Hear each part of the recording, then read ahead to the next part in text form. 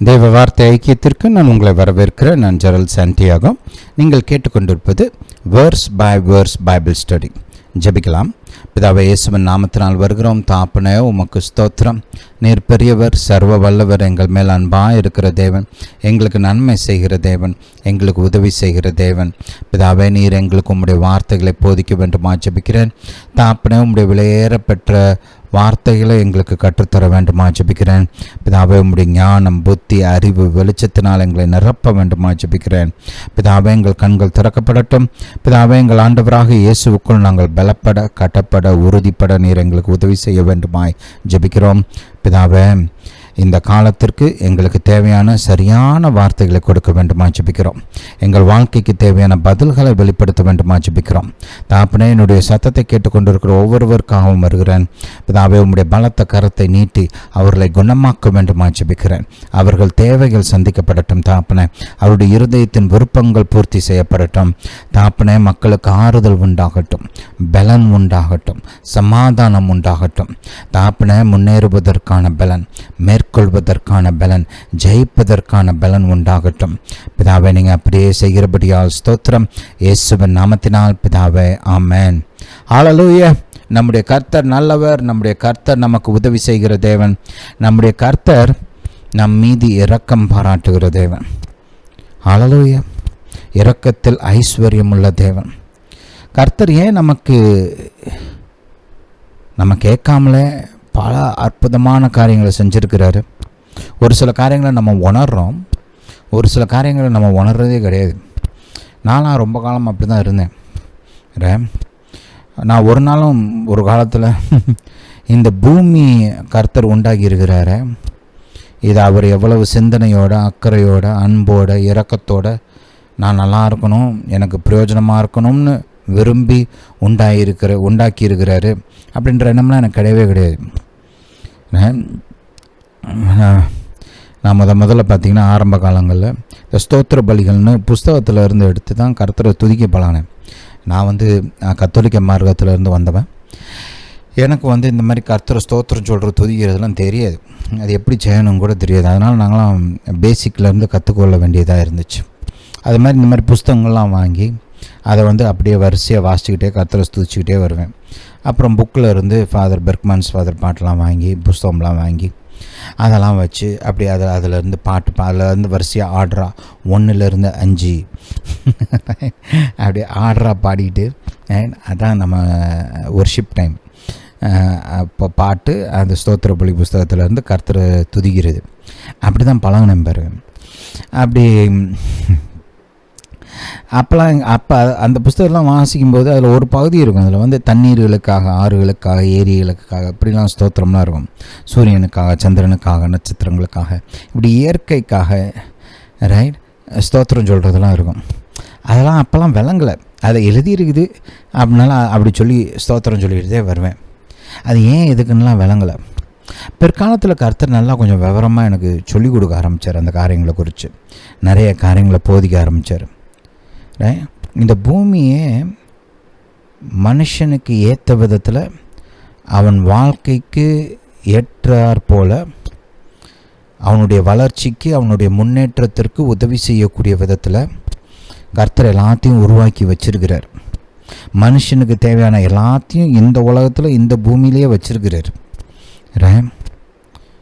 எல்லாம் சகலமும் மனுஷனை உருவாக்குறதுக்கு முன்னாடியே அதை ரெடி பண்ணிவிட்டு அதுக்கப்புறம் தான் மனுஷனை உருவாக்குறார். அதிலே நம்ம ஒன்று கற்றுக்கலாம். அவனுக்கு என்ன தேவைன்னு அவர் யோசித்து ஆயத்தம் பண்ணி ஆல்ரெடி உருவாக்கி வச்சுட்டு அதுக்கப்புறம் தான் மனுஷனை வைக்கிறார். மனுஷனுக்கு இரும்பு தேவை, அதை வச்சு பல காரியங்களை நான் உருவாக்கலாம், அநேக காரியங்களை சாதிக்கலாம் அப்படின்ற அறிவு அவனுக்கு உண்டாவதற்கு முன்பாகவே கர்த்தர் பூமியில் இரும்பை வச்சுருந்தார். இப்போ காப்பர், அதெல்லாம் மனுஷன் எனக்கு இது தேவை, பிரான்ஸ், வெண்கலம், சொம்பு, இந்த மாதிரி காரியங்கள்லாம் மனுஷனுக்கு தேவை அப்படின்றது வெளிச்சம் அவனுக்குள்ளே உண்டாகிறதுக்கு முன்பாகவே கர்த்தர் அதை இந்த பூமிகளை வச்சுருந்தார். தங்கம், வெள்ளி, இதெல்லாம் எதை காமிக்குது? கர்த்தருடைய ஆசீர்வாதம் அவர் செயல்படுகிற முறைமையை நமக்கு வெளிப்படுத்தி காண்பிக்குது. நம்ம யோசிக்கிறோம், அது எப்படி? நான்லாம் ஒரு காலத்தில் எபேசியர் 1:3 விசுவாசத்தில் எடுத்துக்கிட்டேன். கர்த்தர் சொல்லியிருக்கிறார், ஆமென் அப்படின்னு எடுத்துக்கிட்டேன். ஆனால் எனக்கு விளங்கலை, அது எப்படி?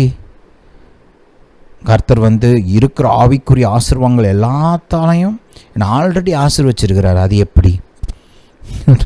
ஆனால் இந்த பூமியை கர்த்தர் எப்படி உருவாக்குனாருன்னு பார்த்தீங்கன்னா, அதை புரிஞ்சுக்கிறது ஒன்றும் கஷ்டம் கிடையாது. ஏன்னா மனுஷனை படைக்கிறதுக்கு முன்னாடியே அவனுக்கு என்னெல்லாம் வேணும்னு கர்த்தர் யோசனை பண்ணி அவனுக்கு தேவையானதை பூரா உருவாக்கி இந்த பூமிகளை ஆல்ரெடி வச்சிருக்கிறாரு. வச்சுட்டு தான் கர்த்தர் பூமியை தூக்கி மனுஷன் கையில் கொடுத்தாரு. அது அவனுக்கு தேவையான தெரிகிறதுக்கு முன்னாடியே. இப்போ எலக்ட்ரிசிட்டியை நம்ம இன்னைக்கு கண்டுபிடிச்சிருக்கிறோம். ஆனால் அந்த எலக்ட்ரிசிட்டிக்கு தேவையான அந்த பிரமாணங்கள், அது செயல்படுகிற விதம், அது எதுலேருந்தெல்லாம் வெளியில் எடுக்க முடியும் அப்படின்ற அந்த ஞானம், அதெல்லாம் கர்த்தர் ஆல்ரெடி யோசித்து அவர் தான் ரெடி பண்ணி வச்சிருக்கிறாரு. தண்ணியிலேருந்து எலக்ட்ரிசிட்டி உருவாக்க முடியும் நம்ம இன்றைக்கி கண்டுபிடிச்சிருக்கிறோம் கொஞ்ச நாளைக்கு முன்னாடி. ஆனால் கர்த்தருக்கு அது ஆரம்பத்திலேயே தெரியும். கர்த்தருடைய படைப்புகள்லாம் பார்த்திங்கன்னா எப்போதுமே மல்டி பர்பஸ் இருக்கும், சிங்கிள் பர்பஸ் இருக்காது. தண்ணி நம்ம உயிர் பிழைக்கிறதுக்கும் பயன்படுத்தலாம், தோட்டத்துக்கு தண்ணி பாய்ச்சறதுக்கும் பயன்படுத்தலாம், மரம் செடி கொடி இதெல்லாம் வளர்க்குறதுக்கு. அதே தண்ணீரில் மிருகங்கள் வாழுது. இப்போ ஆறு, ஏரி, குளம், கடல் எல்லாத்துலேயும் உயிரினங்கள்லாம் அநேக உயிரினங்கள் இருக்குது. இப்படி பாருங்கள், ஒரே ப்ராடக்ட் தான், ஆனால் மல்டிபிள் பெனிஃபிட்ஸ், அநேக பிரயோஜனங்கள். அமெரிக்க தேசத்தில் ஜார்ஜ் வாஷிங்டன் கார்வர் அப்படின்னு ஒரு மனுஷன் இருந்தார். ஒரு கருப்பு இனத்தை சேர்ந்த ஒரு மனிதன், பெரிய சயின்டிஸ்ட். 300 ப்ராடக்ட், எத்தனை ப்ராடக்ட்டு? 300 patent products. சும்மா ஏதோ இவனா யோசித்து உனத்துக்கும் உதவாத ஒன்று அப்படி கிடையாது. ஆக்சுவலாக பேட்டன்ட் ப்ராடக்ட்ஸ் உருவாக்கி, அது இவர் தான் உருவாக்குனார் அப்படின்னு சான்றிதழெல்லாம் பெற்று பேட்டன்ட்லாம் வாங்கி, அப்படிப்பட்ட நல்ல ஜெனுவன் இன்வென்ஷன்ஸ், மெய்யான உண்மையான கண்டுபிடிப்புகள் 300. எதில் கண்டுபிடிச்சார் தெரியுமா? கடலை, வேர்க்கடலை, கிரவுண்ட் நட். புரியுதா? யோசித்து பாருங்களேன், 300 ப்ராடக்ட்டு. நம்மளுக்குலாம் வேர்க்கடையில் இருந்தால் கொடுத்தா என்ன பண்ணுவோம்? அவிச்சு சாப்பிடுவோம், இல்லை வறுத்து சாப்பிடுவோம், இல்லை உப்பு போட்டு சாப்பிடுவோம், மசாலா தடவி, அவ்வளோதான் நம்மளுக்கு தெரியும். ஆனால் அந்த மனுஷன் பாருங்க 300 ப்ராடக்ட் கண்டுபிடிச்சிருக்கிறார். அதுக்குள்ளே இருந்த அவர் கொஞ்சம் கர்த்தருக்கு பயப்பட்ட மனுஷன் பாருங்கள், கர்த்தரை அறிந்த மனிதன். அவர் சொல்கிறாரு, கர்த்தர் அவருக்கு போதித்தாராம். அவர் உருவாக்கின அந்த கடலையிலேருந்து என்னெல்லாம் எடுக்கலாம் அப்படின்னு கர்த்தர் போதித்தாராம். கடலைன்ற ஒரு திங், ஒரு காரியம், ஒரு சிருஷ்டிப்பு. அதுக்குள்ளேருந்து கர்த்தர் பாருங்க என்னென்னமோ வச்சுருக்கிறார். கர்த்தருக்கு தெரியும், அவர் உருவாக்கின அந்த ஒரு காரியத்திலேருந்து என்னென்னலாம் வெளியில் கொண்டு வரலான்னு அவருக்கு தெரியும். நம்மளுக்கு தெரியல, கண்டுபிடிக்கிறோம் கொஞ்சம் கொஞ்சமாக. பாருங்கள், இந்த பூமியில் உயிர் வாழ்வதற்கு மனுஷர்கள்லேருந்து மிருகங்கள்லேருந்து மரம் செடி கொடியில் வரைக்கும் எல்லாத்துக்கும் அடிப்படையாக ஒரு 4 எலிமெண்ட் இருக்குது. Carbon, hydrogen, nitrogen, oxygen. இந்த 4 எலிமெண்ட்டை வச்சு தான் மற்ற எல்லா காரியங்களுமே ஒர்க் ஆகுது. இதுதான் ஃபவுண்டேஷனல் எலிமெண்ட்ஸ் மாதிரி, ரொம்ப முக்கியமான எலிமெண்ட்ஸ் இது. அது அந்த ஒவ்வொரு எலிமெண்ட்டுக்குள்ளே, இந்த 4 எலிமெண்ட்டுக்குள்ளே என்னென்னமோ இருக்குது. நீங்கள் ஆக்சுவலாக டைம் எடுத்து படித்து பார்த்தீங்கன்னா கோடான கோடி நன்மைகள் இருக்குது இந்த 4 எலிமெண்ட்டுக்குள்ளே. இதெல்லாம் ஒருங்கிணைந்து செயல்படும்போது, இணைந்து செயல்படும்போது அது இன்னும் அநேக நன்மைகள். கர்த்தர் அப்படி யோசித்து பண்ணி வச்சுருக்கிறார். நம்மளுக்கு தெரியுமா அதெல்லாம் இப்படிலாம் நடக்கும், அப்படிலாம் பண்ண முடியும் அப்படின்னு? நமக்கு தெரியுமா? இல்லை இன்றைக்கி உயிரோடு இருக்கிற நமக்கே தெரியுமா? இன்னும் நிறையா இருக்குது. நம்ம ஒன்றும் எல்லாத்தையும் எக்ஸாஸ்ட்லாம் பண்ணலை, கண்டுபிடிச்சிக்கிட்டே இருக்கோம் ஒவ்வொன்றா இந்த 4 காரியங்களை வச்சு. அப்போ யோசித்து பாருங்கள், கர்த்தர் இதெல்லாம் நமக்கு தேவைப்படும், நமக்கு நன்மைகளை கொண்டு வரும் அப்படின்னு தெரிஞ்சு ஆல்ரெடி உருவாக்கி வச்சிருக்கிறார் பூமியில். நம்ம ஒன்றும் இதெல்லாம் ஜபிச்சு கேட்டு வாங்கலை, அவர் யோசித்து ஆயத்தம் பண்ணி ரெடி பண்ணி வச்சிருக்கிறார். நீங்கள் இந்த இயற்கையை கொஞ்சம் படித்து பார்த்தீங்கன்னா வேதாகமம் நல்லா விளங்கும். ஏன்னா ஒரே கர்த்தர் தான், ஒரே கர்த்தர், ஒரே சுபாவம், ஒரே விதமாக செயல்படுகிற முறை. பைபிளில் ஒரு சில காரியங்களெல்லாம் இயற்கை அப்படியே எடுத்து காமிக்கும் நம்மளுக்கு. நம்முடைய ஆண்டவராகிய இயேசு அவருடைய போதனைகளில் கவனிச்சிங்கன்னா ஆவிக்குரிய காரியங்களை போதிப்பதற்கு இயற்கையை பயன்படுத்துவார். ரைட், நிலம், விதை, விவசாயம், ரைட், தண்ணீர், இப்படி பல காரியங்களை கர்த்தர் பயன்படுத்துகிற ஆடு, மாடு, செடி, கொடி, பறவை, ரைட், இதெல்லாம் எடுத்துக்காட்டாக வச்சு நமக்கு ஆவிக்குரிய சத்தியங்களை சொல்லி கொடுத்தாரு இல்லையா? ஹல்லேலூயா. அப்போ கவனிங்க, கர்த்தருடைய படைப்புகளை கவனிச்சிங்கன்னா இந்த ஆசீர்வாதம்லாம் எப்படி செயல்படுதுன்னு நிறையா கற்றுக்கலாம். அவர் நமக்கு இன்றைக்கி ஆசீர்வாதம் வேணும்னு தெரிஞ்சு ஆல்ரெடி ஆயத்தம் பண்ணி ரெடி பண்ணி நம்ம பேரில் வச்சுருக்கிறார், இயேசுவுக்குள்ளாக கொடுத்து வச்சுருக்கிறார். இன்றைக்கி நான் அதை வெளியில் எடுக்கணும், அவ்வளோதான், விசுவாசித்து எடுக்கணும். நம்ம ஒன்றும் உருவாக்கலை இந்த ஆசீர்வாதங்களை. இப்போ எலக்ட்ரிசிட்டியை நம்ம ஒன்றும் உருவாக்கலாம் கிடையாது, கர்த்தர் ஏற்படுத்தி உருவாக்கி வச்சிருக்கிற காரியங்களை நம்ம பயன்படுத்துகிறோம். ரைட், அது எப்படி செயல்படுதுன்னு கற்றுக்கிட்டு அதை பிரயோஜனமாக வி ஆர் ப்ரொடியூசிங் ப்ராடக்ட்ஸ், இருக்கிறத வச்சு செய்கிறோம். நான் ஒன்றும் புதுசாக உருவாக்கலை. ஹல்லேலூயா. இப்போ முதல் தண்ணியிலேருந்து எலக்ட்ரிசிட்டி எடுக்கலான்னு கண்டுபிடிச்சோம். அப்புறம் இந்த கோல் இல்லையா, அதிலிருந்து எலக்ட்ரிசிட்டி எடுக்கலாம் அப்படின்னு கண்டுபிடிச்சோம். சூரிய சக்தியிலேருந்து எலக்ட்ரிசிட்டி எடுக்கலாம், காற்றை வச்சு கூட எலக்ட்ரிசிட்டி உருவாக்கலாம். அப்புறம் நியூக்ளியர் எனர்ஜி, ரைட், இப்படி பல விதங்களில் எலக்ட்ரிசிட்டியை உருவாக்கலான்னு கண்டுபிடிச்சிருக்கிறோம். கர்த்தர் ஏற்படுத்தி வைத்திருக்கிற காரியங்களை நம்ம என்ன பண்ணியிருக்கிறோம், கண்டுபிடிச்சிருக்கிறோம், அவ்வளோதான். அவர் ஆல்ரெடி உருவாக்கி வைத்திருக்கிற ரா மெட்டீரியல்ஸ், அவர் உருவாக்கி ஏற்படுத்தி வைத்திருக்கிற பிரமாணங்கள், இவைகளெல்லாம் கண்டுபிடிச்சி அதை எப்படி செயல்படுத்துறதுன்னு கற்றுக்கிட்டு நம்ம இன்றைக்கி பிரயோஜனப்படுத்தி கொள்கிறோம், அவ்வளோதான். ஆனால் ஆயத்தம் பண்ணினது யார், உருவாக்குனது யார், கர்த்தர். ஹல்லேலூயா, ஹல்லேலூயா டு ஜீசஸ். இதெல்லாம் உட்காந்து யோசிங்க, இதெல்லாம் யோசிச்சிங்கன்னா பைபிள் நல்லா வழங்கும். ரைட், சிந்திக்கிறவர்களுக்கு தான் கர்த்தர் வெளிப்பாடு கொடுப்பார். ஒரு வசனத்தை நான் உங்களுக்கு காண்பிக்கிறேன். திமோத்தேயுக்கு போங்க, 1 திமோத்தேயு இல்லை 2 திமோத்தேயு போங்க. ஹல்லேலூயா டு ஜீசஸ். பவுல் அப்போஸ்தலன் ஒரு காரியத்தை இங்கே சொல்கிறாரு.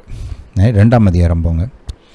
அப்போ ஒரு 3 ஸ்டேட்மெண்ட் சொல்கிறார். முதல்லேருந்து வாசிப்போம், 4ஆம் வசனத்துலேருந்து. 2 திமோத்தேயு 2:4 வாசிப்போம்.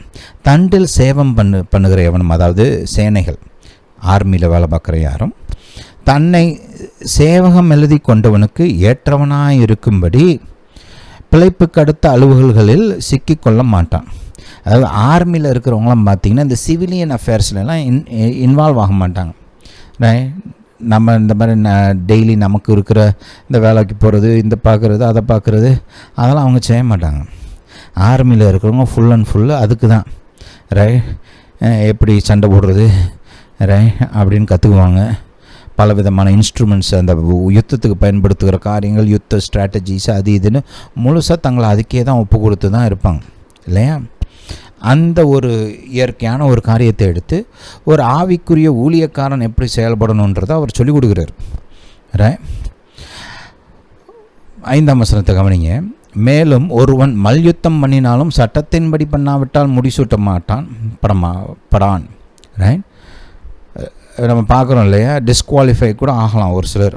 இப்போ நீங்கள் ரன்னிங் ரேஸ்லாம் ஓடும்போது அவன் இந்த துப்பாக்கியை சுடுறதுக்கு முன்னாடி எந்திரிச்சு ஓட ஆரம்பிச்சிங்கன்னு வச்சுக்கோங்க, அவ்வளோதான், நீங்கள் காலி, டிஸ்குவாலிஃபைடு. ஏதாவது இல்லீகல் ட்ரக்ஸு அதெல்லாம் எடுத்தான், அந்த ப்ரிஸ்கிரைப்டு மெடிசன்ஸை விட்டுட்டு வேறு எதுவும் எடுத்திங்கன்னா மறுபடியும் உங்களை டிஸ்குவாலிஃபை பண்ணிடுவாங்க. இப்படி பல காரியங்கள் இருக்குது. அந்த கட்டத்துக்கு வெளியில் நீங்கள் போயிட்டால் டிஸ்குவாலிஃபை அப்படின்ட்டுருவாங்க.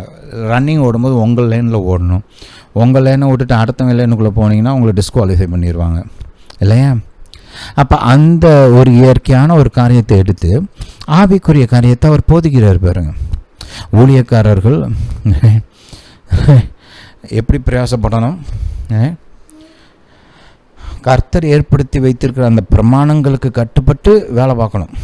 அதை விட்டு வெளியிலலாம் போகக்கூடாது. புரியுதா? க்ரௌன் வேணும், கர்த்தர்கிட்ட பலன் வேணும் அப்படின்னு எதிர்பார்த்தோம்னா அந்த அந்த அந்த அந்த கர்த்தர் ஏற்படுத்தி வைத்திருக்கிற அந்த ரூல்ஸுக்கு இணங்கி அந்த பிரமாணங்களுக்கு கட்டுப்பட்டு ஊழியத்தை பார்க்கணும். ஹல்லேலூயா. அதே மாதிரி பாருங்கள், பிரயாசப்பட்டு பயிரிடுகிறவன் பலனில் முந்தி பங்கடைய வேண்டும். யார் உழைக்கிறானோ அதில் அவனுக்கு உழைக்கிறவனுக்கு ஒரு பங்கு இருக்கணும். இப்போ நாங்கள்லாம் ஒரு காலத்தில் ஹோட்டல் நடத்திட்டு இருந்தேன். ரைட், ஹோட்டல் நடத்திட்டு இருக்கிறேன்னா அந்த சமைக்கிறவங்களுக்கு ஹோட்டலில் சமைக்கிற சாப்பாடுலேருந்து டெய்லி சாப்பாடு கொடுத்துருவோம். அவங்களுக்கு வந்து ஃப்ரீ. அவங்க தான் உழைக்கிறாங்க, அவங்க தான் சமைக்கிறாங்க. ரைட், அது சமைக்கிறவங்களுக்கு வந்து ஹோட்டல்லேருந்து தான் சாப்பாடு. புரியுதா? இப்போ உழைக்கிறான், ஒரு விவசாயி உழைக்கிறான்னா அதில் உழைக்கிறவனுக்கு வந்து தான் பயிரிட்டு தான் வளர்த்த அந்த பயிரில் பங்கு இருக்குதா இல்லையா? இருக்குது இல்லை? அதே மாதிரி ஊழியக்காரனுக்கு வந்து அந்த பலன்கள் கொடுக்கப்பட வேண்டும் என்பதை போதிக்கிறதுக்கு அவர் வந்து இதை பயன்படுத்துகிறார். ரைட், ஹல்லேலூயா. இதெல்லாம் சொல்லிவிட்டு கவனிங்க, அடுத்த வசனத்தை பாருங்கள். நான் சொல்லுகிறவர்களை சிந்தித்துக்கொள், கர்த்தர் எல்லா காரியங்களையும் உனக்கு புத்தியாய் தந்தருள்வார். அதாவது வெளிப்பாடாய் தந்தருள்வார், போதிப்பார். ரைட், அதான் அங்கே சொல்லப்படுகிறது. ஆனால் யாருக்கு போதிப்பார்ன்றதை கொஞ்சம் கவனிங்களேன். இந்த சொல்லப்பட்டவைகளை சிந்திக்கிறவர்களுக்கு. அதனால தான் மெடிடேஷன் ரொம்ப முக்கியம். பைபிளை வாசிக்கிறோம், படிக்கிறோம், அதோடு சேர்த்து தியானிக்க வேண்டும். தியானிக்கணும்னா என்ன அர்த்தம்? யோசிக்கணும். என்ன வாசிச்ச அந்த காரியங்களை குறித்து யோசிக்க வேண்டும். யோசிக்கும்போது கர்த்தர் என்ன செய்வாராம்? வெளிப்பாடுகளை கொடுப்பாராம், போதிப்பாராம், ஞானத்தை கொடுப்பாராம். ஹல்லேலூயா, ஹல்லேலூயா டு ஜீசஸ். ரைட், இந்த மாதிரி சிந்தித்து மனசை பழக்கணும். மனசு தானாலாம் சிந்திக்காது, நம்ம தான் ட்ரெயின் பண்ணணும். இயற்கையெல்லாம் பார்க்கும்போது தேவன் எப்படி உருவாக்குனார், இதில் என்னெல்லாம் இருக்குது அப்படிலாம் உட்காந்து யோசிக்கணும். பைபிளை வாசிக்கும்போது கர்த்தாவே எனக்கு சொல்லிக் கொடுங்க அப்படின்னு ஜெபிச்சுட்டு வாசித்த வசனங்களை குறித்து கொஞ்சம் யோசித்து பார்க்கணும். இப்போ என்கிட்ட இந்த மெசேஜ் கேட்குறீங்க, கேட்டுட்டு அப்படியே போயிடக்கூடாது. ரைட், ஏதாவது நோட்ஸ் எழுதி வச்சுக்கணும். அதை குறித்து இதை குறித்து கேட்ட காரியங்களை குறித்து சிந்திச்சு பார்க்கணும். ரைட், வெளியில் போகிறப்ப வரப்ப, வீட்டில் உட்காந்துருக்கிறப்ப, ஏதாவது வேலை பார்த்துட்டு இருக்கிறப்ப எதையோ யோசிக்கிறோம், இல்லை கண்டதை குறித்து கவலைப்படுறோம். ரைட், இல்லை தேவையில்லாதது என்னத்தையும் உட்காந்து மண்டையில் ஓட்டிகிட்டு இருக்கிறோம் இல்லையா? அதுக்கு பதிலாக இந்த மாதிரி நன்மையான காரியங்களை, ஆசீர்வாதமான காரியங்களை எடுத்து சிந்தித்து பழக வேண்டும். ஹல்லேலூயா. பழக பழக வெளிச்சம் உண்டாகும். இந்த கிறிஸ்துவின் காரியங்கள் இருக்குது இல்லையா, இதுக்கு இது ரொம்ப முக்கியம். ஏன்னா இதில் இருக்கிற அநேக காரியங்கள் கொஞ்சம் ஆழமான காரியங்கள். பிளெயினான காரியங்கள் இல்லை, கொஞ்சம் ஆழமான காரியங்கள். அந்த ஆழமான காரியங்களை நம்ம வந்து சிந்தித்து பார்க்க விளங்கும். எனக்கு ஒரு காரியம் நினைவுக்கு வருது. நான் ஆரம்ப காலங்களில் பாருங்கள், இதை ரசிக்கப்பட்ட புதுசில் ஒரு வருஷம் இருக்கும்னு நினைக்கிறேன். ரசிக்கப்பட்டு 1 வருஷமோ 2 வருஷமோ அப்போ வந்து நான் இந்த எபேசியர் 1:3 அந்த வசனத்தை குறித்து வாசிச்சிருந்தேன். காலையில் ஒரு புஸ்தகத்தில் எழுதப்பட்டு, ஒரு நல்ல போதகர் எழுதின, ஒரு டீச்சர் நல்லா எழுதின அவர் அந்த புஸ்தகத்தை எடுத்து அதில் இந்த சத்தியம் போதிக்கப்பட்டிருந்துச்சு. அதை வாசிச்சுட்டு நான் வந்து எங்கள் வீட்டில் இருந்து பஸ்ஸில் கிளம்பி, நானே, எங்கள் பெரியப்பா பையன், அப்புறம் அவன் ஃப்ரெண்ட்ஸு கொஞ்சம் பேர் கிளம்பி ஒரு சர்ச்சில் மீட்டிங் நடத்திக்கிட்டு இருந்தாங்க. என்டையர் டே கான்ஃபரன்ஸ் மாதிரி. அப்போ அதை அட்டன் பண்ணுறதுக்கு அந்த பையன் எங்களை இன்வைட் பண்ணியிருந்தான். எங்கள் சர்ச்சில் இந்த மாதிரி மீட்டிங் நடத்துகிறோம், வாப்பா அப்படின்னு சொல்லிட்டு. சரி நான் அப்படின்னு சொல்லிட்டு நானும் என் பெரியப்பா பையனும் சேர்ந்து வா போவோம் அப்படின்னு சொல்லிட்டு அங்கே போனோம். பஸ்ஸில் போகிற வழியில் நான் இதை உட்காந்து யோசிச்சுக்கிட்டே போனேன். அன்றைக்கி காலையில் வாசித்ததை கேட்டு யோசிச்சுட்டே போகும்போது பார்த்திங்கன்னா கர்த்தர் இதை குறித்து எனக்கு ஒரு வெளிப்பாடு கொடுத்தார். அது வரைக்கும் நான் பார்க்காத காரியம், அது வரைக்கும் எனக்கு விளங்காமல் இருந்த காரியம், அதை கர்த்தர் அந்த யோசிக்கிற நேரத்தில், அந்த தியானிக்கிற நேரத்தில் அதை வெளிப்படுத்தி காண்பித்தார். ஹல்லேலூயா. இப்படி பலமுறை நடந்திருக்குது. அநேக நேரங்களில் இந்த மாதிரி நடந்திருக்குது. உங்களுக்கும் செய்வார். இது வந்து யாரோ ஒரு சிலருக்கு கொடுக்கப்பட்ட காரியம் இல்லை. அந்த வார்த்தையை எடுத்து வாசித்த வார்த்தைகள், கேட்ட வார்த்தைகள், இதை உட்காந்து கொஞ்சம் தியானிச்சிங்கன்னா, ஜெபத்தோடு கர்த்தாவே சொல்லிக் கொடுங்க, எனக்கு இதை போதிங்க அப்படின்னு சொல்லிட்டு உட்காந்து தியானிச்சிங்கன்னா கர்த்தர் உங்களுக்கு அதை சொல்லிக் கொடுப்பார். இதெல்லாம் ஹல்லேலூயா, ஹல்லேலூயா டு ஜீசஸ். சரி, வாசிப்போம். கலாத்தியருக்கு எழுதின நிருபம், கலாத்தியர் 2ஆம் அதிகாரம் 20ஆம் வசனத்தில் இருந்து வாசிப்போம். கிறிஸ்துவுடனே கூட சிலுவையிலே அறையப்பட்டேன், ஆயினும் பிழைத்திருக்கிறேன். இனி நான் அல்ல, கிறிஸ்துவே எனக்குள் பிழைத்திருக்கிறார். நான் இப்பொழுது மாம்சத்தில் பிழைத்திருக்கிறதோ என்னில் அன்பு கூர்ந்து எனக்காக தம்மை தாமே ஒப்பு கொடுத்த தேவனுடைய குமாரனை பற்றும் விசுவாசத்தினாலே பிழைத்திருக்கிறேன். நான் தேவனுடைய கிருபையை விருதவாக்குகிறதில்லை. நீதியானது நியாயப்பிரமாணத்தினாலே வருமானால் கிறிஸ்து மரித்தது வீணாய் இருக்குமே. ஹல்லேலூயா. சரி, போன மெசேஜில் கிறிஸ்துவே எனக்குள் பிழைத்திருக்கிறார், நான் அல்ல, கிறிஸ்துவே எனக்குள் பிழைத்திருக்கிறார் அப்படின்ற அந்த வசனத்துக்கு என்ன அர்த்தம் அப்படின்றத தியானிக்க ஆரம்பித்தோம். முதல்ல வந்து அது என்ன கிடையாது அப்படின்றத சொன்னோம் இல்லையா. அதாவது கர்த்தர் வந்து உங்களை ஓவர்டேக் பண்ணிவிட்டு உங்களை அப்படியே ஃபுல்லாக பொசஷன் எடுத்து உங்களுக்கு பதிலாக உங்கள் உடம்புல அவர் வாழ்கிற மாதிரி அப்படிலாம் கிடையாது. ஒரு சிலர் அந்த ரேஞ்சுக்கு போயிடுவாங்க. எப்போ நான் கிடையாப்பா, எல்லாம் கிறிஸ்து. அவங்க சொல்கிற அர்த்தத்தில் பார்த்திங்கன்னா என்ன அர்த்தத்தில் சொல்கிறாங்கன்னா, எல்லாமே அவங்களுக்குள்ள வந்து கிறிஸ்து தான் செயல்படுறாரு, கிறிஸ்து தான் சிந்திக்கிறாரு, கிறிஸ்து தான் கிரியை பண்ணுறாருன்ற மாதிரி ஒரு ஆங்கிளில் பேச ஆரம்பிச்சிடுவாங்க. ஆனால் வேதம் அப்படி போதிக்கிறதுல மனுஷனுக்கு சுய சித்தம் கொடுக்கப்பட்டிருக்கிறது. தெரிந்து கொள்ளக்கூடிய அந்த கெப்பாசிட்டியும் அந்த திறமையும் அந்த திராணியும் கர்த்தர் அவனுக்குள்ளே வச்சிருக்கிறாரு, பொறுப்பையும் வைத்திருக்கிறார். மனிதன் சுயமாக விரும்பி தன்னையும் தன்னுடைய வழிகளையும் தெரிந்து கொள்ள வேண்டும் என்று கர்த்தர் விரும்புகிறார். அதனால் கர்த்தர் என்றைக்குமே மனுஷனை டோட்டலாக கண்ட்ரோல் பண்ணுறதெல்லாம் கிடையாது. ஆவியானவர் ஏவுவார், ப்ராம்ப்ட் பண்ணுவார். அவருடைய அந்த ஏவுதலுக்கு நம்ம இடம் கொடுத்து அவரோடு இணைந்து செயல்படலாமே தவிர, அவர் வந்து நம்மளை அப்படியே டோட்டலாக அந்த பிசாசு பிடிச்சவங்க மாதிரி நம்மளை வந்து பொசஷன் எடுத்து அவர் நம்ம அப்படியே செயல்படுற அந்த மாதிரிலாம் கிடையாது. அவர் ஏவுவார், என்னோட இணைந்து செயல்படு அப்படின்னு. நம்முடைய சித்தத்தின் மூலமாக நான் கர்த்தரோடு இணைந்து செயல்பட போகிறேன்னு சூஸ் பண்ணி அவரோடு இணைந்து செயல்படும்போது ஆவியானவர் நம் மூலமாக பல காரியங்களை செய்கிறார். நம்ம இப்போ ஆன்ய பாஷைகளில் பேசுகிறோம், தீர்க்க தரிசனம் சொல்கிறோம், வரங்களில் செயல்படுறோம் இல்லையா, அபிஷேகத்தில் செயல்படுறோம். இதெல்லாம் வந்து ஆவியானவரும் நாமும் இணைந்து செயல்படுகிற காரியங்கள். ஆவியானவர் மட்டும் தனியாக செயல்படுகிற காரியங்கள் கிடையாது. அந்த சூப்பர் நேச்சுரல் லெவலில் கூட நாமும் கர்த்தரும் இணைந்து தான் செயல்படுகிறோம். அந்த காரியங்களில் கூட நாம் கர்த்தருக்கு விட்டு கொடுக்க வேண்டும். அவருடைய ஏவுதலுக்கு நாம் இணங்கி செயல்பட வேண்டும். அப்போ தான் அது நடக்கும்.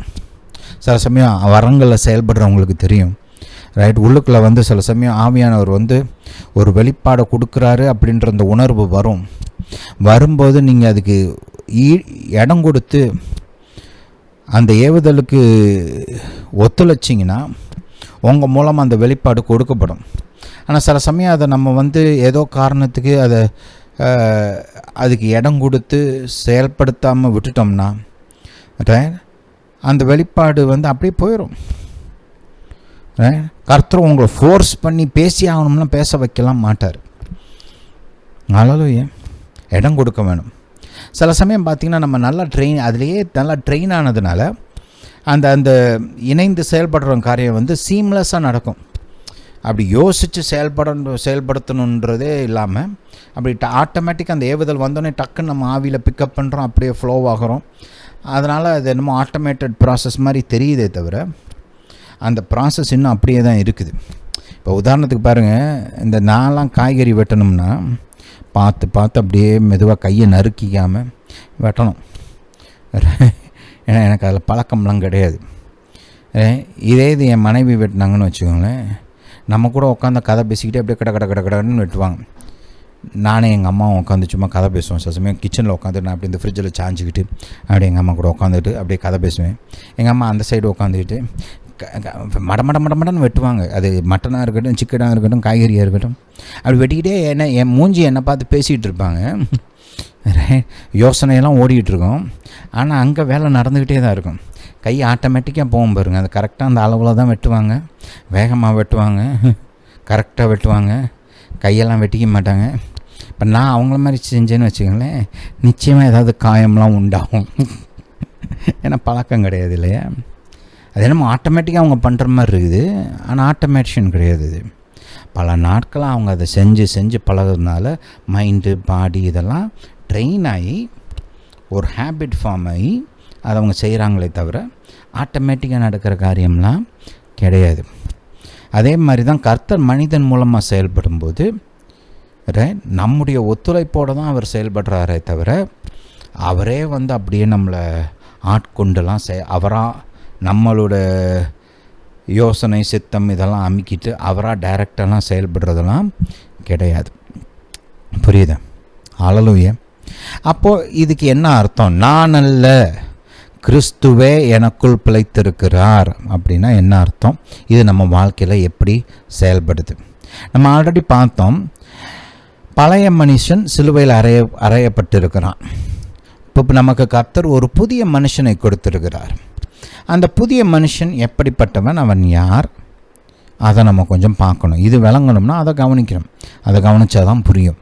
ஹல்லேலூயா. சரி, 2 கொரிந்தியர் போங்க. முதலாவது எல்லாருக்கும் தெரிந்த ஒரு வசனம், ஆனால் அந்த வசனத்தை கவனிக்க வேண்டியது அவசியமாக இருக்குது. 2 கொரிந்தியர் 5ஆம் அதிகாரம் 17ஆம் வசனத்தை கவனிங்க. இப்போ வேதம் நமக்கு தெளிவாக போதிக்கிற காரியம் இப்படி இருக்க, ஒருவன் கிறிஸ்துவுக்குள் இருந்தால் புது சிருஷ்டியாக இருக்கிறான், பழையவைகள் ஒளிந்து போயின, எல்லாம் புதிதாயின. புது சிருஷ்டிப்பு பாருங்கள். கர்த்தர் ஒரு புதிய ஆவியை உருவாக்கி நமக்கு ஒரு புதிய ஆவியையே கொடுத்துருக்கிறார். நமக்கு இந்த சரீரத்துக்குள்ளே வாழ்ந்த, ரட்சிக்கப்படுறதுக்கு முன்னாடி இந்த சரீரத்தில் வாழ்ந்த அந்த பழைய ஆவி இன்றைக்கி நம்ம உடம்புல கிடையாது. இன்றைக்கி நமக்குள்ளே இருக்கிற ஆவி கர்த்தர் புதுசாக உருவாக்கி நம்ம ரட்சிக்கப்பட்டப்போ நமக்கு கொடுத்த ஆவி. பாருங்கள், புது சிருஷ்டிப்புன்றது நீங்கள் இந்த வீட்டை தூசு தட்டி பெயிண்ட் அடித்து கொஞ்சம் இந்த பராமத்து வேலைன்னெலாம் சொல்லுவாங்க இல்லையா, அந்த மாதிரி வேலையெல்லாம் பார்த்து கொஞ்சம் ரெஸ்டரேஷன்லாம் பண்ணி வீடை நல்லா கொஞ்சம் அழகாக்கி கொஞ்சம் பார்க்குறதுக்கு புதுசு மாதிரி தெரிகிற மாதிரி ஆக்குறோம் இல்லையா, ரெஸ்டரேஷன் ஒர்க். அந்த மாதிரி கிடையாது. இது எப்படின்னா பிராண்ட் நியூ, இதுக்கு முன்னாடி இல்லாத ஒரு காரியத்தை கர்த்தர் உருவாக்கி நமக்குள்ளே வச்சார். அதான் வேதம் போதிக்குது. கல்லான அந்த ஆவியை நம்முடைய மாம்சத்திலிருந்து எடுத்து புதிய ஆவியையே கர்த்தர் கொடுத்துருக்கிறார் நம்மளுக்கு. இந்த ஆவி எப்படிப்பட்ட ஆவினா, பாவ கரைபடாத ஆவி. இது பிசாசின் சாயலினாலும் பாவத்தின் சுபாவத்தினாலும் மரணத்தினாலும் கரைபடாத ஆவி, ஜீவன் நிறைந்த ஆவி, கர்த்தருடைய சாயலில் கர்த்தருடைய ரூபத்தில் உருவாக்கப்பட்ட ஆவி. புரியுதா? ஹல்லேலூயா. வாசிப்போம். எபேசியர் 4ஆம் அதிகாரம். மறுபடியும் பிறந்த ஒரு மனுஷன் என்ன பண்ணணும்னு சொல்கிறாரு. நம்ம 17ஆம் வசனத்துக்கு பின்னாடி வரலாம். இங்கே நான் ஒரு குறிப்பிட்ட பாயிண்ட்டை உங்களுக்கு இப்போ காண்பிக்க போகிறேன். பின்னாடி இந்த போதனையில் இந்த பகுதிக்கு வரும். இது ரொம்ப முக்கியமான பகுதி. இங்கே 24ஆம் வசனத்தில் வேதம் போதிக்குது, மெய்யான நீதியிலும் பரிசுத்தத்திலும் தேவனுடைய சாயலாக சிருஷ்டிக்கப்பட்ட புதிய மனிதனை தரித்து கொள்ளுங்கள். இப்போ நமக்கு கொடுக்கப்பட்ட இந்த புதிய மனிதன் எப்படிப்பட்டவன்? மெய்யான நீதியிலும் பரிசுத்தத்திலும் தேவனுடைய சாயலாக சிருஷ்டிக்கப்பட்டவன். இப்போ நம்மளுக்குள்ளே இந்த பாவ சுபாவமும் பிசாசன் சுபாவமும் இல்லை, நமக்குள்ள மெய்யான நீதி குடிக்கொண்டு இருக்கிறது, மெய்யான பரிசுத்தம் குடிக்கொண்டு, தேவனுடைய சுபாவங்கள் நமக்குள் விதைக்கப்பட்டு இருக்கிறது. ஏன்னா நம்ம இப்போ கர்த்தருடைய பிள்ளையாக, கர்த்தருடைய ஜீவனை பெற்றவர்களாக உருவாக்கப்பட்டிருக்கிறோம்.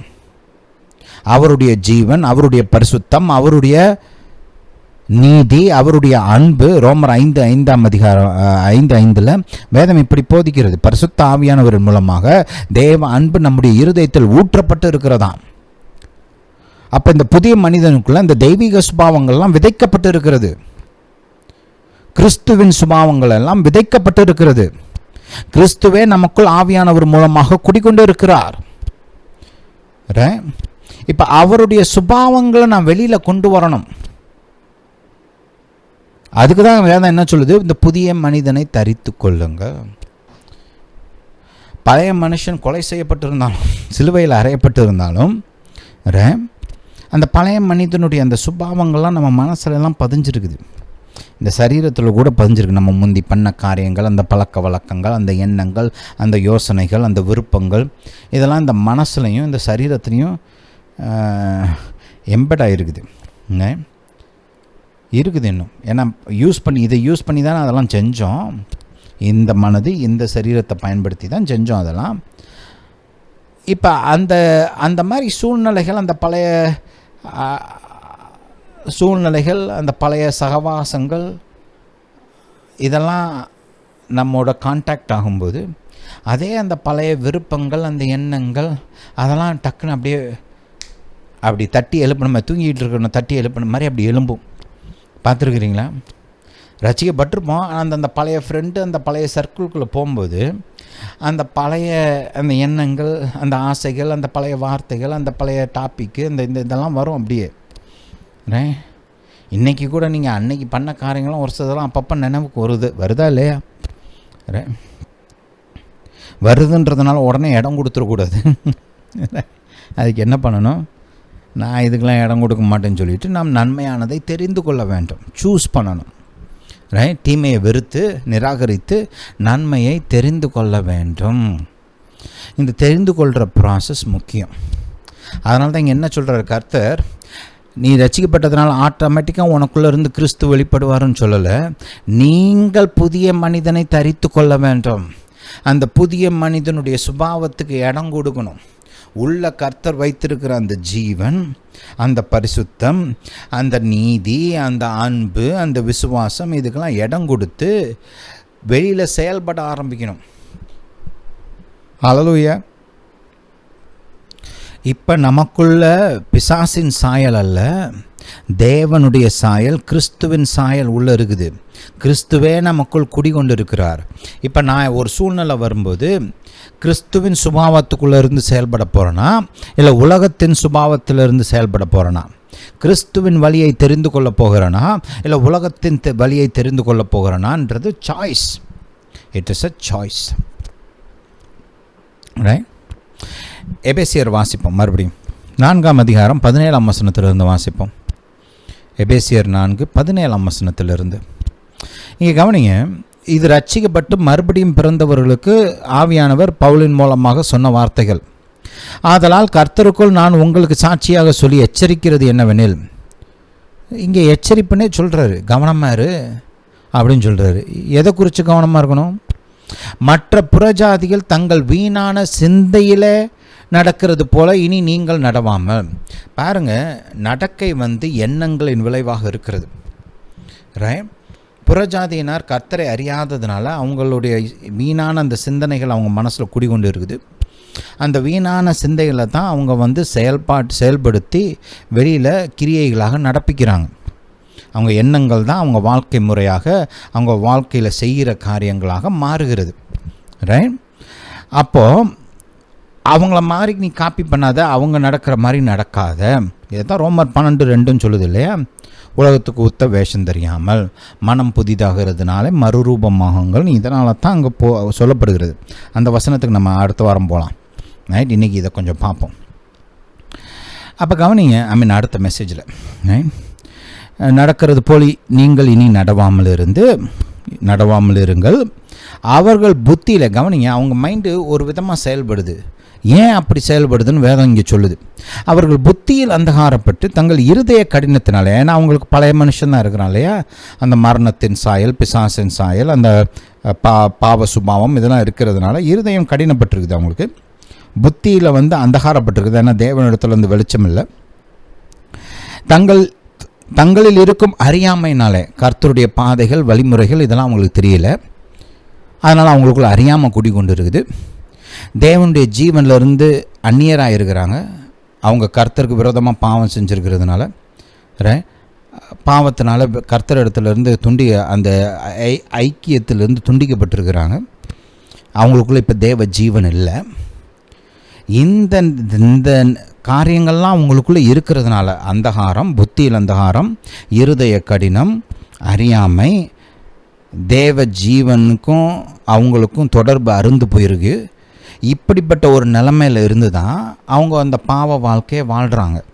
பேக்ரவுண்ட் இது தான். என்ன பேக்ரவுண்ட்? என்ன? பாவ கிரியைகளுக்கு பேக்ரவுண்ட் இருக்குது. புத்தியில் அந்தகாரம், யோசனைகளில், கற்பனைகளில், இதிலெல்லாம் அந்தகாரம். ரைட்? இருதயம் கடினப்பட்டிருக்குது, கடினமான இருதயம், பாவ சுபாவம் உள்ள இருதயம். ரைட்? அறியாமை, கர்த்தரை குறித்தும் அவருடைய வழிமுறைகளை குறித்தும் அறியாமை. தேவ ஜீவனிலிருந்து they are cut off from it, அறுக்கப்பட்டு அதுக்கும் அவங்களுக்கும் தொடர்பு இல்லாமல் இருக்குது. இப்போ அவங்களுக்குள்ள ஜீவன் இல்லை. ரைட்? இந்த ஆவிக்குரிய நிலைமையின் வெளிப்பாடு தான் அவங்களுடைய பாவ வாழ்க்கை. ரைட்? அதனால தான் கர்த்தர் உள்ளே இருக்கிறத மாற்றுறதுக்கு நமக்கு சொல்லிக் கொடுக்குறாரு. அவர் ஆவியை மாற்றிட்டார். ரட்சிக்கப்பட்ட உடனே ஒரு மனுஷனுடைய ஆவியை அவர் மாற்றிட்டார். அதை நம்மளால் செய்ய முடியாது. ஆனால் நம்ம செய்யக்கூடிய காரியங்கள் 2 இருக்குது. ரைட்? அதை தான் இங்கே போதிக்கிறாரு. ரோமர் 12:2 அதுதான் நமக்கு போதிக்கப்படுகிறது. அவர் செஞ்சதை நம்மளால் செய்ய முடியாது. நம்மளால் உள்ள இருக்கிற ஆவியெல்லாம் மாற்ற முடியாது. அதை அவர் நம்ம ரட்சிக்கப்பட்டப்பே மாற்றிட்டார். ரைட்? இப்போ நம்ம செய்ய வேண்டியது இந்த மனசை மாற்றணும், இந்த சரீரத்தை ஒடுக்கணும். இதுதான் நம்ம வேலை. ரைட்? சரி, அந்த பாயிண்ட்டை மைண்டில் வச்சுக்கோங்க. தொடர்ந்து வாசிப்போம். 18. அவர்கள் புத்தியிலே அந்தகாரப்பட்டு தங்கள் இருதய கடினத்தினால் தங்களுக்கு இருக்கும் அறியாமையினாலே தேவனுடைய ஜீவனுக்கு அந்நியராயிருந்து உணர்வில்லாதவர்களாய், வித்தவுட் அண்டர்ஸ்டாண்டிங், சகலவித அசுத்தங்களையும் ஆவலோடு நடப்பிக்கும்படி தங்களை காம விகாரத்துக்கு ஒப்பு கொடுத்திருக்கிறார்கள். அவங்களுக்குள்ள இந்த ரெஸ்ட்ரெயின்ட்லாம் இல்லை. கர்த்தருடைய ஜீவன், கர்த்தரை குறித்த அறிவு, ரைட், இதெல்லாம் அவங்களுக்குள்ளே இல்லாததுனால ரைட் மொத்தமாக தங்களை பாவக்கிரியைகளுக்கு ஒப்பு கொடுத்துட்டாங்க. இப்போ பார்த்தீங்கன்னா அடுத்து ஒரு கான்ட்ராஸ்ட்டு காமிக்கிறார் பாருங்க. இங்கே 20ஆம் வசனத்தில், நீங்களோ ரைட், கர்த்தரை அறியாத ஜனம் இப்படி இருக்கிறாங்க, ரைட், ஆனால் நீங்கள் அப்படி கிடையாது அப்படின்னு போதிக்க ஆரம்பிக்கிறார். நீங்கள் எப்படி செயல்படணும் அப்படின்றதையும் இங்கே போதிக்க ஆரம்பிக்கிறார். நீங்களோ இவ்விதமாய் கிறிஸ்துவை கற்றுக்கொள்ளவில்லை. நீங்களோ இவ்விதமாய் கிறிஸ்துவை கற்றுக்கொள்ளவில்லை. இது கிறிஸ்துவுடைய வெளிப்பாடு கிடையாது. 17, 18, 19 போட்டிருக்கிறதுலாம் கிறிஸ்துவை வெளிப்படுத்துகிற காரியங்கள் கிடையாது. கிறிஸ்து இவ்விதமாய் செயல்படுகிறது கிடையாது. பாருங்க, ஒரு கிறிஸ்தவன் கிறிஸ்துவை கற்றுக்கொள்ள வேண்டும். கிறிஸ்து எப்படிப்பட்டவர், அவர் சுபாவம் என்ன, அவர் என்ன செய்வார், செய்ய மாட்டார், இது அவனுக்கு தெரியணும். ஏன்னா தெரிஞ்சால் தான் அதுக்கு அவன் இடம் கொடுத்து கிறிஸ்துவை வெளிப்படுத்த முடியும். உள்ள இருக்கிற கிறிஸ்து வெளியில் வெளிப்படணும்னா கிறிஸ்துவை குறித்த அறிவை பெற்றுக்கொள்வது முக்கியம். அதனால தான் வேதம் என்ன சொல்லுகிறது, மனம் புதிதாகிறதுனாலே மறுரூபமாகுங்கள். கிறிஸ்துவை குறித்த அறிவு உண்டாகும் போது தான் உள்ள இருக்கிற கிறிஸ்து நம்ம மூலமாய் வெளிப்பட நாம் இடம் கொடுக்க முடியும்.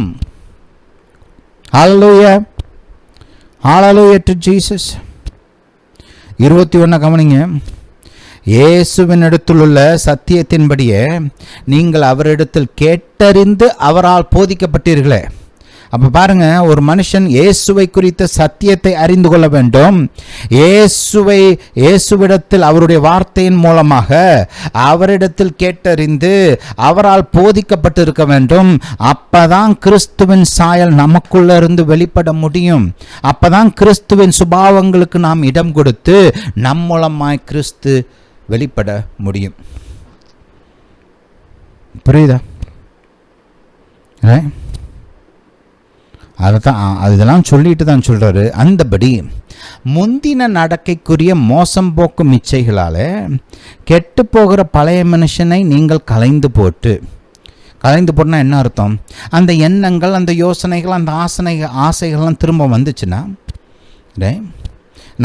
நான் இதுக்கு இடம் கொடுக்க மாட்டேன். இது பழைய மனிதனுடைய சுபாவம். கிறிஸ்துவுடைய சுபாவம் வேற, புதிய மனிதனின் சுபாவம் வேற. புதிய மனிதனின் சுபாவம், கிறிஸ்துவின் சுபாவம் என்ன? பரிசுத்தம், நீதி, அன்பு, விசுவாசம், ஆவியானவரின் கனிகள். இதுதான் கிறிஸ்துவின் சுபாவம். இதுக்கு நான் இடம் கொடுக்க போகிறேன். நம்ம சூஸ் பண்ணணும். அது எப்படி நடக்குமா? 23 கவனிங்க. உங்கள் உள்ளத்தில் புதிதான ஆவியுள்ளவர்களாகி, உள்ளம் உள்ளத்தில் சிந்திக்கிற விதமே மாறணும். அதுக்கு என்ன பண்ணணும்? வார்த்தையை படிக்கணும், கேட்கணும், வாசிக்கணும், தியானிக்கணும், செயல்படுத்தணும். ஹல்லேலூயா. அந்த அறிவு உண்டாவது ரொம்ப முக்கியம். அதுக்கு இடம் கொடுக்கணும். அப்போ தான் 24ஆம் வசனம் அனுபவமாக மாறும். உள்ளம் புதிதானாதான் வெளியில் கிரியை உண்டாகும். நம்ம அங்கே புறவினத்தாரை குறித்து என்ன பார்த்தோம்? அவங்களுடைய இருதயத்தின் மனதின் அந்த எண்ணங்கள் தான் அவங்களுடைய வாழ்க்கை முறையாக மாறுதுன்றதை பார்த்தோம் இல்லையா? அதே மாதிரி தான் நீங்கள் தேவ வார்த்தையினாலே உங்கள் மனசில் கர்த்தருடைய எண்ணங்களை நிறைக்கும்போது உங்கள் உள்ளே இருக்கிற அந்த மறுபடியும் பிறந்த ஆவி, உங்களுக்குள்ளே இருக்கிற பரிசுத்த ஆவியானவர், உங்களுக்கு உண்டாயிருக்கிற கர்த்தரை குறித்த அறிவு, இவங்களாம் அப்படி இணைந்து செயல்பட்டு உங்களுடைய கிரியை மாற்றமடைகிறது. புரியுதா? மெய்யான நீதியிலும் பரிசுத்தத்திலும் தேவனுடைய சாயலாக சிருஷ்டிக்கப்பட்ட புதிய மனுஷனை தரித்து கொள்ளுங்கள். அந்த புதிய மனுஷன் எப்படிப்பட்டவன்? கிறிஸ்துவின் சாயலை பெற்றவன், கிறிஸ்துவின் சாயலை வெளிப்படுத்துகிறவன். அதனால தான் வேதம் போதிக்கிறது. பவுல் இப்படியே சொல்கிறார் இல்லையா? நான் கிறிஸ்துவை பின்பற்றுகிறது போல நீங்களும் என்னை பின்பற்றுங்கள். பவுல் கிறிஸ்துவை வெளிப்படுத்துகிறார், கிறிஸ்துவின் சாயலை வெளிப்படுத்துகிறார். அவர் சொல்கிறார், நீ என்ன பின்பற்று. ஏன்னா நான் கிறிஸ்துவை வெளிப்படுத்திக்கிட்டு இருக்கிறேன். என்ன பின்பற்றினா நீனும் கிறிஸ்துவை வெளிப்படுத்தலாம். ஹல்லேலூயா, ஹல்லேலூயா டு ஜீசஸ். இப்படி தான் கிறிஸ்து நம்ம மூலமாக வெளிப்பட ஆரம்பிப்பார், நம்மளோட கோஆப்ரேஷனோட. ஹல்லேலூயா. இன்னும் ஒரு சில காரியங்களை அடுத்த மெசேஜில் பார்க்கலாம். இந்த போதனை கேட்டபடியால் நன்றி. கர்த்தர் உங்களை ஆசீர்வதிப்பாராக. நம்முடைய இயேசு ராஜா சீக்கிரம் வருகிறார்.